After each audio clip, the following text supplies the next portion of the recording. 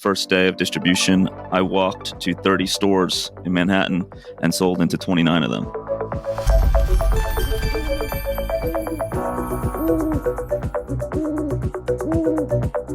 What's up, everybody? Happy to be here as usual.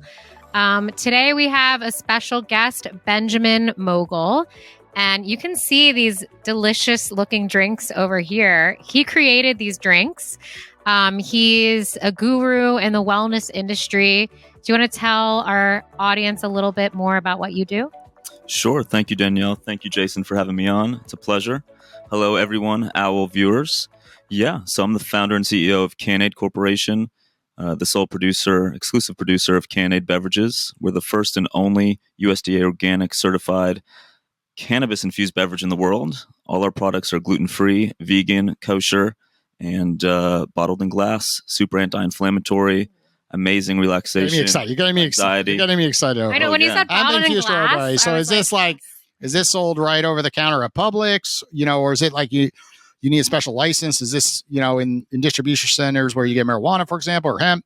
Like, where can you get this? Yes. So the easiest way is Amazon Prime. We have one day nationwide. And then we're sold at retail right now, mostly in the Northeast, in New York City, in Boston, in Rhode Island, in New Jersey. And we're expanding our retail distribution footprint every day. So. And what does it do? Tell us why someone's drinking this and what are the effects, because you say hemp infused. I'm like, ooh, what is it going to do if I drink it right now on air? Right? Tell me a little bit about the benefits and also, what I should expect, of course. My pleasure, Jason. So in each bottle, there's 20 milligrams of cannabidiol, CBD. Okay. The finest in the nation, that being USDA organic. Okay. The only one. And it's an adaptogen, so it promotes homeostasis, and in turn, it's anti-inflammatory. And it's also an anti-anxiety. So it's great post-workout. It's also great as an alcohol alternative, which we're appearing on menus, on alcohol menus, on that non-alc little section now all over. And it's also, people like to mix it with vodka or white rum. Look, you got Danielle excited right now. She's like, wait a second, alcohol alternative? She's like, I'm not a big fan of alcohol. I like this. What could it do? It could takes the edge off. Take the edge a little bit. Yeah. You see, I have a lot of edge. I drink a lot of Starbucks. So maybe this could go good at the end of the day where I just want to relax and not be running 100 million miles an hour, right? Yeah. Oh, yeah. And clean label. There's only 3 ingredients. It's triple filtered water, organic fruit juice, and organic. That's what I was excited about. It's not possible. Like, it's not possible. Only 3 ingredients. 3 ingredients. Right? Isn't it crazy when you look at so many bottles and you're like, don't know what any of this stuff is. And it's crazy. We all drink it. And to see 3 ingredients, that is absolutely awesome. So I'm excited to give it a taste on air. Yeah, you really thought of everything. Sure. Even the glass bottle. Like, I'm a huge fan of glass bottles. I typically don't drink the plastic. Like, I have a glass water bottle, and they say BPA free with the plastic, but that's never true. Glass is just the way to go. And I love that glass. So can this be sold everywhere then? Is it legal in all states? Like, what's the regulations when it comes to CBD and hemp infused? So each batch is tested at a DEA regulated laboratory, ensuring 0.00% THC, and thus all 50 states legal. Okay, I'm going to have to test one on air, okay? Go ahead. I kind of want to as well. One, lemon is our close number 2, and strawberry lime are close third. Peach is number 1, you said? Peach is number 1. Oh, look at that. I picked the best one. That's what I wanted. I immediately went to the peach. Even when it comes to energy drinks, I've always been a fan. Like Celsius, I like the peach, or Bang Energy. I'm a big fan of peach, type infused drinks. I guess I'll beautiful. But lime too, lemon. I'll do a different one because I don't want to. What about black cherry? I love black cherry seltzer. It's a nice one. So those are the 3 that you have. Hey, cheers, everyone. Yeah, cheers. Great. I rudely did not share. And if everyone's listening, you hear that clunk, right? These are, heavy bottles. It reminds me of Arizona iced tea. I was raised in Port Washington, New York, and Sands Point. And I lived about, 8 blocks right down the road from the famous Arizona iced tea. And our kids went to parties with me. And there was just something about that glass bottle with Arizona iced tea. It was so cold when you got it at a bagel store. And it just went down so smooth. Same with Snapple, of course. I was thinking of Honest Tea because I remember that's immediately what I thought of. I remember like my dad coming back from Whole Foods and being like, this Honest Tea drink is so healthy. There's nothing in it except for tea. But I don't know now. I was looking at the ingredients of it recently and I'm like, I think there's more in it. But I remember that being the big thing for a while. And they're the glass bottles. Yes. Whole Foods, and that's what I thought of. So, but they don't have cannabis in them, No. CBD. No. Are these things we should be drinking daily or once a week? Like, what's the rules?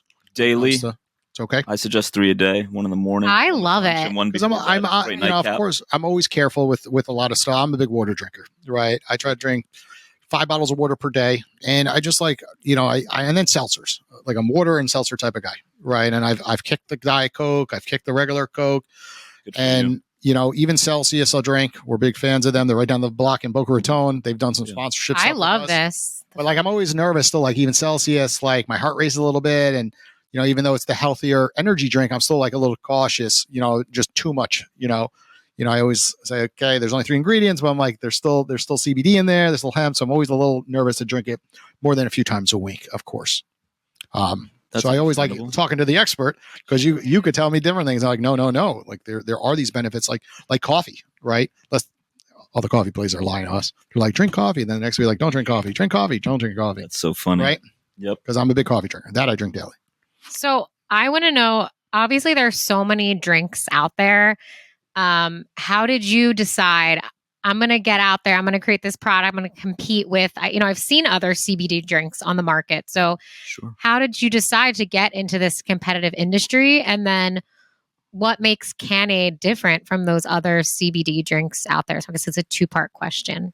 Great question. So I have been an athlete my whole life. And when I was playing collegiate football, I ended up as a linebacker with post-concussion syndrome.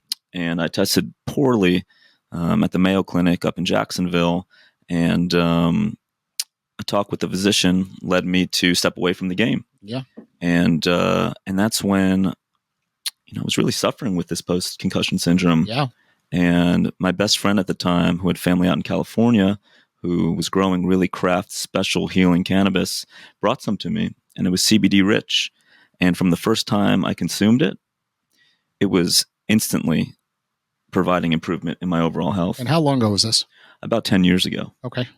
And I became enamored with cannabis, and I started conducting my own research and meeting with some amazing clinicians, physicians, and scientists, and getting my hands in the plants, or on the plants, as a farmer, and really exploring the industry from a multi-pronged standpoint.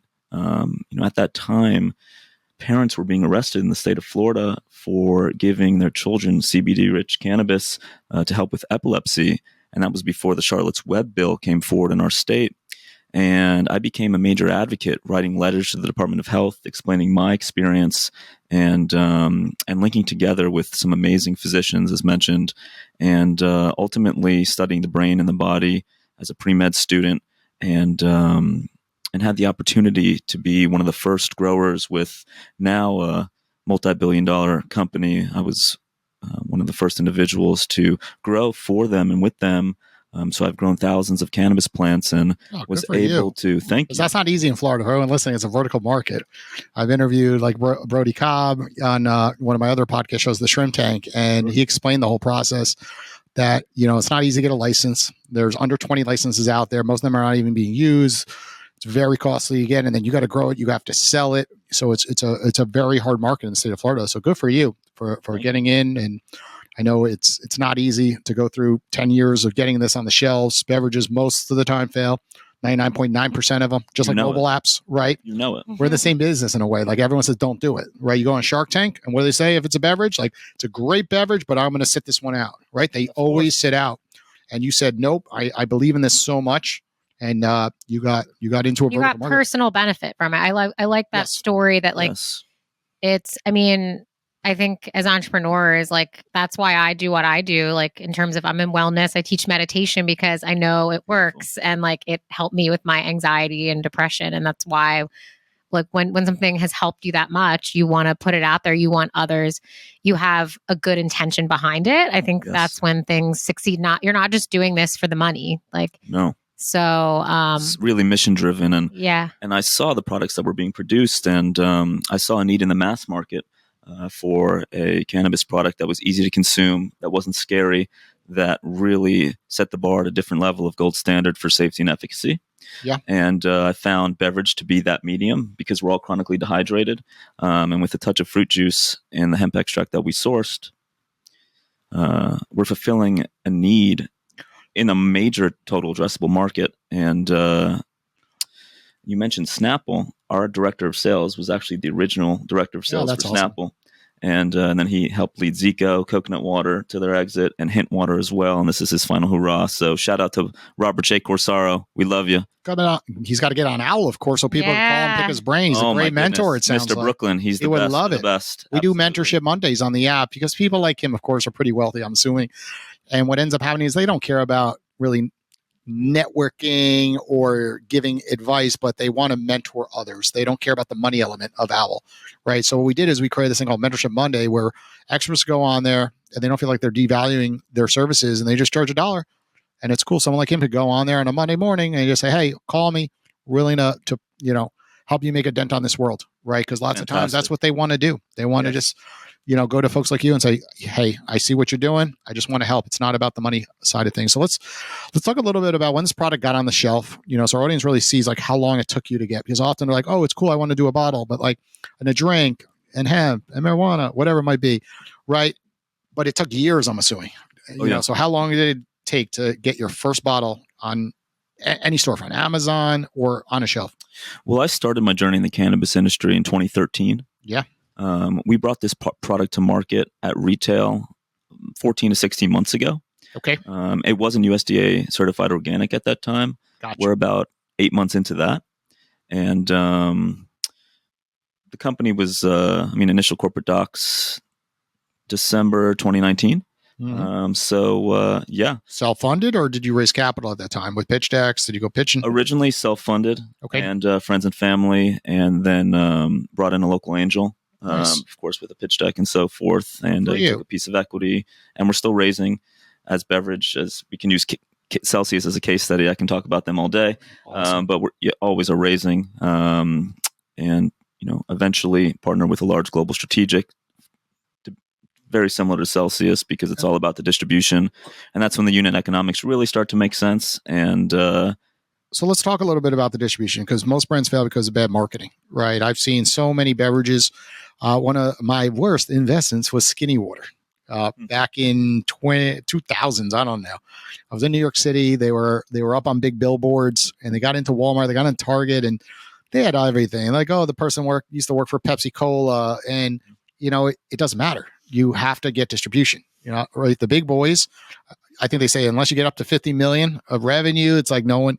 They're just going to try to squash you until they start trying to partner with you, right? And it's so hard to get on the shelves, right? When you go down, CVS's aisle, it's the usual suspects, right? And then Pepsi is on every campus, or Coca-Cola. Like Pepsi owns FAU's campus, then Coke's fighting for it, right? Or vice versa, whatever it might be. Absolutely. So it's so hard. So you must have done something right when it came to marketing. You must have done partnerships. I see your websites as Donovan McNabb, right? Tell us about the marketing. How did you fight through to just get to the seat to even talk about distribution?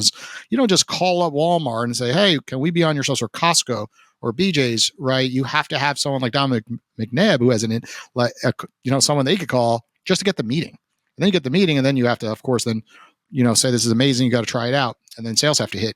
So tell us about the whole just marketing aspect. Sure. How you accomplish that? Sure. Well, hey, my initial proof of concept was selling store to store by myself out of the back of my Jeep. Yeah. And from that, bringing that proof of concept to a major distributor in New York City. And the rollout strategy was to prove it in the most competitive CPG market in the world. And if you can prove it there, then you branch out from there. Good for you. And so we did just that. Yeah. And the first day of distribution, I walked to 30 stores in Manhattan and sold into 29 of them. And I did that the entire week to get our store count, upwards of 100 from there. And then I did that in every other follow-up distributor from that point forward. So, acting as a field sales rep, no one can sell it like the founder. And I still do that. Every market we go into, I go and sell with the distribution sales team and teach them about the product, and bring our POS, our point of sales marketing materials in there, and teach them about that, speak with the store owner, position it correctly on the shelf. And it takes a lot of work. you really have to ground the pavement. Excuse me. You really have to Pound the pavement. pound the pavement. Thank you, Danielle. I needed help on that because one. as a leader, that's just like people want to be part of brands. I think that's how Jason is too. Like I pound the pavement. Yeah, I was like literally like, I'm like every day. So similar. I Like gotta slow down. He'll tell me to do something, and then he'll be like, "Oh, like here, like, did it?" And I'm like, "Wait, I was gonna do that, but like today, you're like send this email, and I was gonna go through and find all the people. You're like, here are all the names. I'm like, that was easy. Made it easy for you. Yeah, but yeah, you're super hands on, and you want to be. It is your baby at the end of the day, so you want to make sure that it's done right, and I respect that. Well, I've just learned a lesson. Things. Like if you make it hard for the other person, the odds are it won't get done. Yeah. Right. So if you say join this meeting to 40 people and you hand them the link and you're like, it's at 4:00, the odds are more people will join versus them having to remember when you send the link a week ago. Right. Right. And then when it comes to stories on Instagram, right, when you send them a link in a Dropbox folder, they have to download it. Yeah. And the odds of them downloading it, they get frustrated. The Wi-Fi's down, the internet's down, and a phone call came in and they don't do it. Then you're like, cut your little clip. And all that takes like minutes. But lots of times, like, what if one person doesn't know how to do that?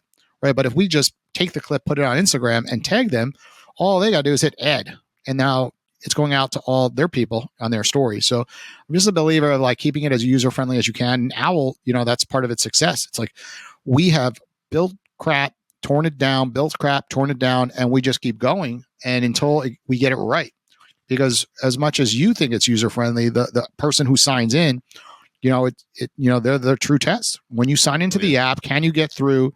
Are you putting your credit card in to become an expert? And the good news is 3 years later, we're finally there where our success is showing because it's live in public. We have over 15,000 people. I'm sold. People, but 15,000 reviews left on the platform, which is phenomenal. Fantastic.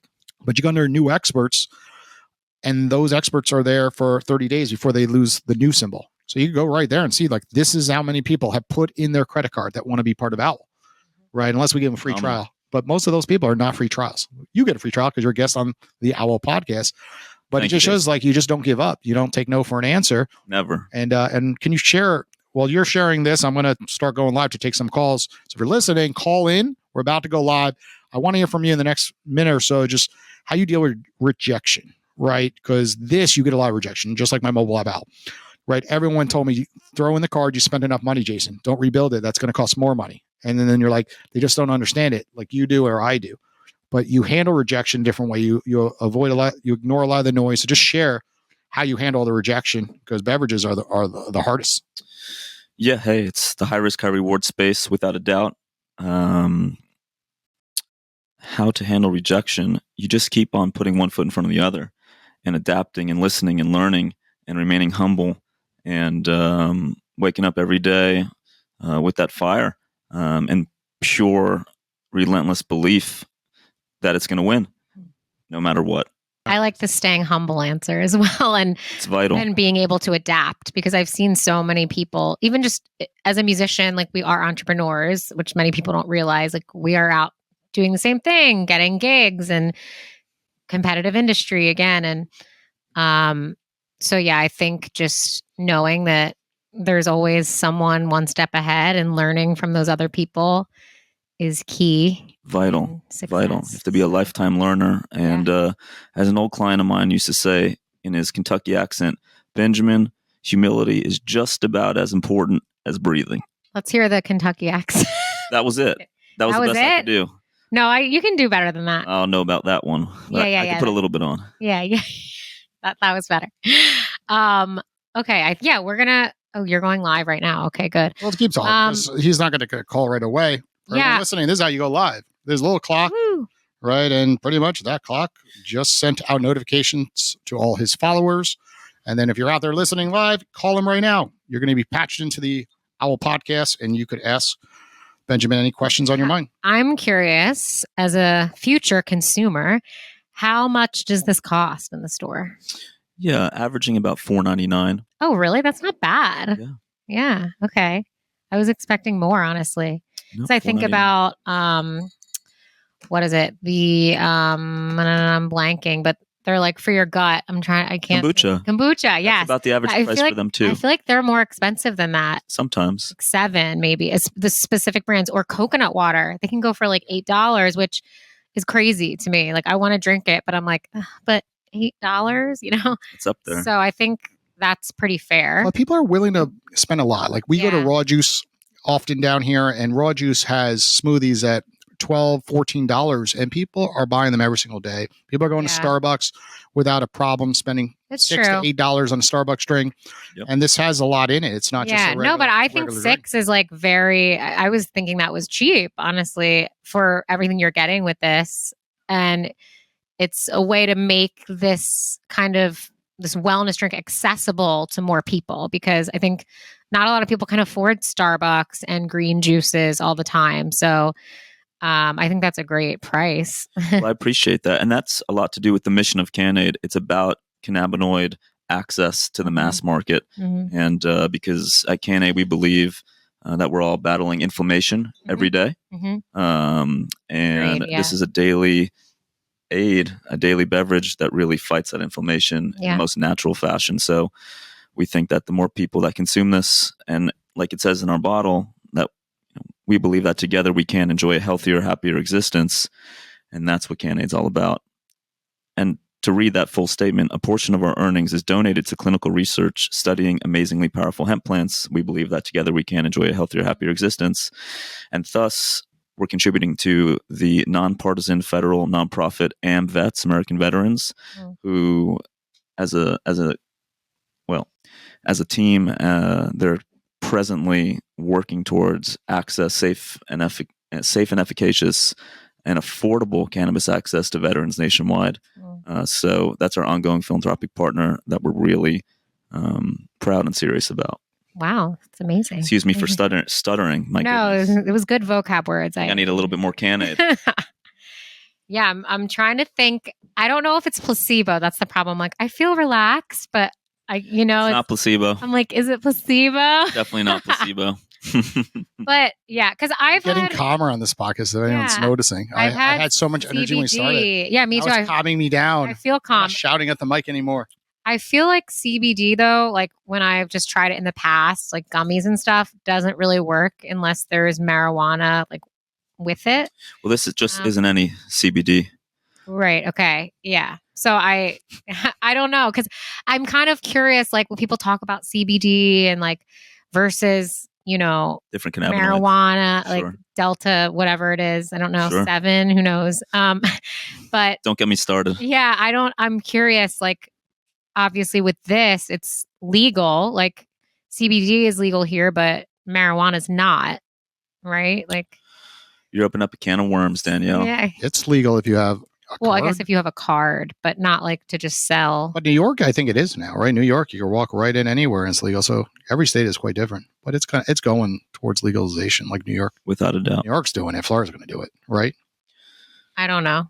New York was so against it for so long, So for them to open it up, that's going to open up. I'm California. Isn't it all backwards? Like the strictest states opened it up, and then states like Florida didn't. And they're the least strict with stuff usually. I love the flavor because for me, I really hate things that are fake sugar tasting, overly sweet. And to me, this just tastes like a hint of flavor, a hint of strawberry. It's just really balanced, really nice flavor. So beautiful. I love it. I love it. Yeah, I'm sold. I'm like, ooh, where can I buy? I'm ready to go on Amazon and order some for my parents right now. Yeah, 6 packs, $29.99. I think we have a $3 coupon going on right now, so a little better than that. Can I get a promo code? You got it, of course. Okay, what we're going to do is we're going to call other people because they're not calling. Paul Votto too is a good one. Okay, let's call him. Where is he? He just won a poker tournament. He was telling me. Oh. Hi there. Hello. Hello, Mr. Paul Votto. Hello. How are you doing today? Good. How are you? Good. You are live on the Owwll podcast. So we are here with Benjamin Mogul, and he is the creator of Cann-Ade. It's a cannabis or hemp infused, I guess you want to say, drink that is super natural. It's delicious. I just tried some, and Jason and I think that we're feeling the effects of it. We feel calmer. That's why we called you Paul. You came right to mine when we saw you live. What do you call when you're feeling the effects? You call Paul Votto. Yeah. So I love it. Send me some. Send me some. Yeah, right. It's actually delicious. So Paul, do you have any questions for Benjamin?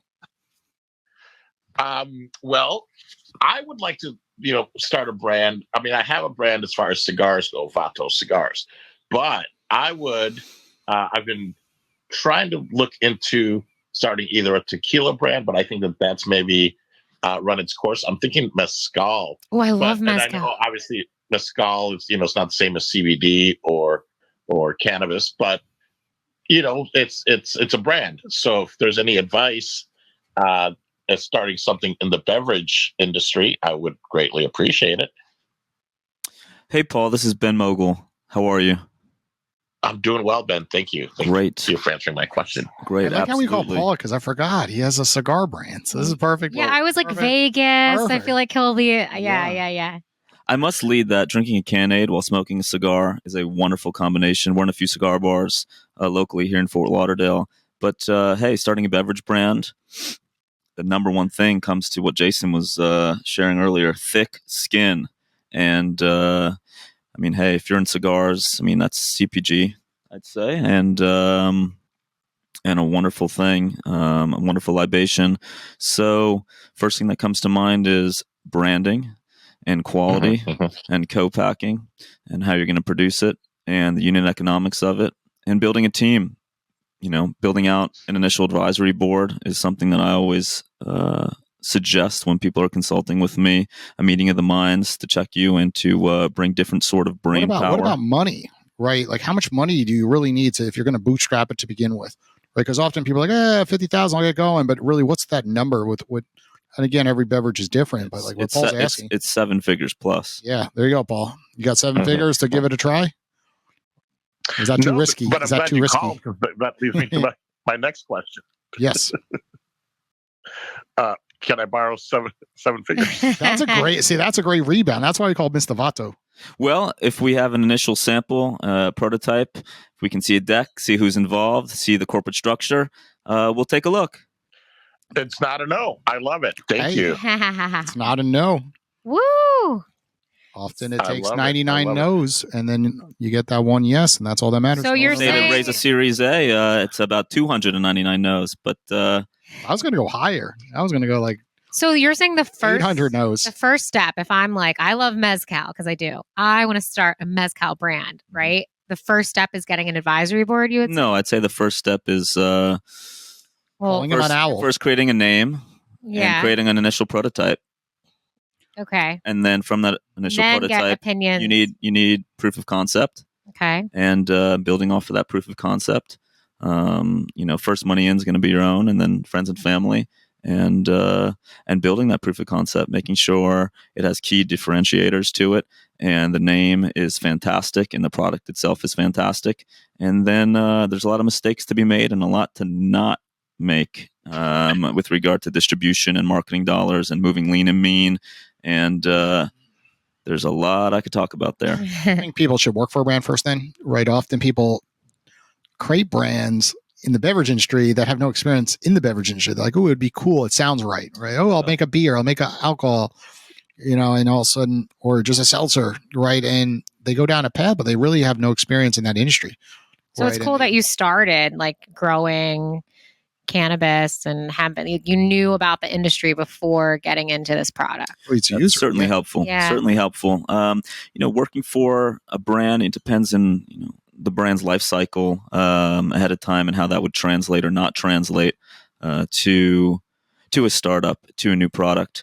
But you, with having a CPG background, that's clearly super helpful in having some in and outs of knowledge with regard to distribution and pricing and so forth, and getting to retail. That's all super helpful. And if you're living in South Florida, go look up Celsius. They just keep growing and growing, and they're right here in Boca Raton, Florida. And they have a staffing issue. They need more people to work there. So you can work with a brand like Celsius and get that experience with an awesome brand that's expanding quite quickly, of course. It's too bad Celsius really doesn't have the funding right now. Sure, yeah. Just a little comedy. Congrats, Celsius. Congrats. No, but a lot of people don't know the ups and downs that they I don't know, though. Go Cann-Ade. I had the original co-founder as my first podcast guest ever, and a lot of people don't know the whole backstory, but that company, she took it public, and eventually they delisted the stock. Yep. Right? It was about to be out of business, and not a Governor DeSantis, but a different DeSantis, Carl, ended up infusing it. He's on the top of FAU's building. And that's where I run my other podcast. And that kept the company alive. He believed in it. And that one investor, went from his net worth went from like 800 million to 2 billion plus because of Celsius. Unfortunately, passed away this year. But it just takes one person to believe in you, right? Simon Sinek always says that, right? One investor, one mentor, right? And to be able to keep going, which is what Celsius did. Like, it's 2023, but Celsius, it's been around for, I don't know, 20 years, I think. Something like that. I don't think they made a penny of profit until 10 years in distribution. And I think their runway was about 12 million to get to that point, if I'm not mistaken. So that really speaks to the bandwidth needed and the tenacity needed and the dollars needed to win in beverage. That's non-alc, but alcohol has similarities. It also has strong differences. And relationships, because I know the family quite well. And just relationships mean so much. So often it's not this product. It is that there's 10 other products similar, but the one like yourself who puts himself out there on a podcast, puts themselves out there in New York City, and the people who started Celsius had amazing relationships. They kept going. And those relationships, it just took that one relationship, literally, with Carl DeSantis to kind of give them the infusion to keep going to then get to the brand where it is today. Right. But if it wasn't for a relationship, it wouldn't be there. So that's the whole point of Owwll, right? Like, you didn't know Paul before right now. And then all of a sudden, next time you're in Vegas, I'm sure you're going to give Paul a call. You guys could have a cigar together and have a beverage together. And you never know where it will blossom. Right. Absolutely. You could be a mentor to Paul one day, and then Paul could be the next Celsius, type beverage athlete. You just don't know where people will take their inventions, their businesses. And we see that all the time on our podcast, of course. Fantastic. Absolutely. Paul, thank you for allowing us to interview you on the Owwll podcast. We'll send you a clip later today. Okay. Yeah, no, thank you very much. If you want to add more time, you can. I'm just kidding. But thank you guys. Good businessman. Positive persuasion right there. I like it, Paul. Thank you, Paul. Thank you for answering that question. And I will make sure I send out the mezcal samples as soon as I have them. Let's do it. Can't wait. Okay. And here's the coolest part about Owwll. It's a two-sided review platform. So even though, we called Paul, but Paul's also reviewing us, right? Because everyone's held accountable at the end of the day on Owwll. Okay, we'll say, great call. So you're going to get your first review by Paul. You'll always remember it. And looks like we are out of power. So that will be our final call. And we have a beautiful background now up on the Owwll podcast screen. But that was a pretty cool experience, right? To be able to call someone instantly on demand and just connect and just have a conversation and see where it goes. It's fantastic. I'm Team Owwll. Team Owwll. And we're Team Cann-Ade. Thank you very much. Yay. Well, that wraps up today's episode on the Owwll podcast. I think we're 2-3 months booked out on the podcast now, and we have amazing guests joining us, and we have some surprises. We're going to do some of those call-in shows coming up soon that are like 2 hours, 4 hours, 8 hours long, like you've seen. Well, thank you again, Benjamin, for joining us. And for everyone listening, what are your handles on social media? If they want to follow you, of course, they could call you right on the Owwll app. They saw your name up on the screen. But what are the best routes when it comes to Instagram, your website, for example? Yeah, we're Cann-Ade.com, CANN-ADE.com, and then Instagram at Drink Cann-Ade, Drink Cann-Ade, no hyphen there.